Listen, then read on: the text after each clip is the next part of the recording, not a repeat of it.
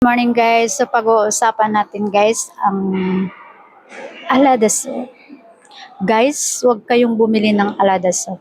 Alam niyo kung bakit? Ang Alada soap kasi yan ay gamit ko isang linggo na. Ngayon guys, nagtataka ako guys. Bakit nawala yung mga wrinkles ko guys? Tapos nawala yung mga ano ko dito guys. Sabi ko wala, totoo pala yung Alada. Maganda talaga ang Alada. So, dati kasi guys, ang tanda-tanda ng mukha ko tingnan guys. Tapos, pag gumaganon ako, yung dito ko, yung guhit ko, napakarami. Tapos, ang itim-itim, maraming mga itim-itim sa mukha ko guys. So, doon kasi ako na-challenge sa sa customer ko. Bumili siya ng Alada, then after 2 weeks, bumalik siya sa akin. Guys, nakita ko yung mukha niya guys, ang ganda guys.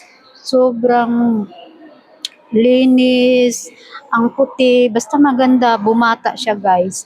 Kaya sabi ko, paano kung mag-try ako ng Alada? Kasi sa totoo lang guys, sensitive ako sa mga sabon guys.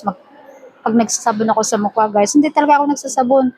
Kasi nagtatry ako ng magsabon sa mukha guys. Nagkakaroon ako ng maraming taghiyawat at malalaking taghiyawat. So, hindi ako nagsasabon. Sabi ko, itry ko kaya yung Alada. So, ngayon, nitry ko yung Alada. Wala naman ako mga taghiyawat na tumabo. So, ngayon, napansin ko talaga siya guys na naging malinis na yung mukha ko guys. Tapos nawala yung mga wrinkles ko guys. So, dati yan ang problema ko. Kaya, ngayon guys, ako sa inyo guys, huwag kayong bumili ng Alada kasi napakaganda talaga niya guys.